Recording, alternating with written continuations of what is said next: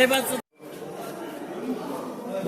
तमाम मालेगांव के शहरवासियों को एक कोरोना वायरस के बारे में बोलना चाहता हूँ।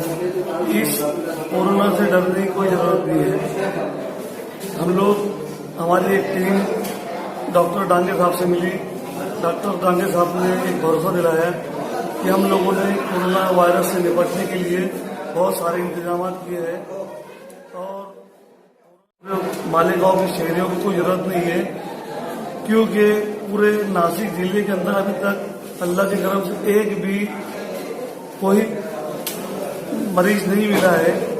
इसका एक ही है कि आप लोग साफ सुथरे रहे, किसी से हाथ मिलाने के बाद भी उसको बार बार धोएं, यही, और अपने आसपास साफ सफाई रखें, यही उसका इलाज है।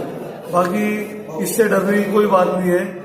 डॉक्टर डांगे साहब ने कहा कि यहाँ पर 2 रूम हमने एक्स्ट्रा रखे हैं कि कोई अगर मरीज उसका निकलता है तो लेडीज और जेंट्स 2 अपार्टमेंट हमने बनाए हैं और हम 14 दिन तक उसका इलाज करते हैं। अगर 14 दिन तक नहीं कुछ फर्क पड़ा तो फिर उसके ऊपर फिर अच्छी तरीके से एक्शन लिया जाएगा। बाकी मालेगांव वालों को डरने की कोई जरूरत नहीं है।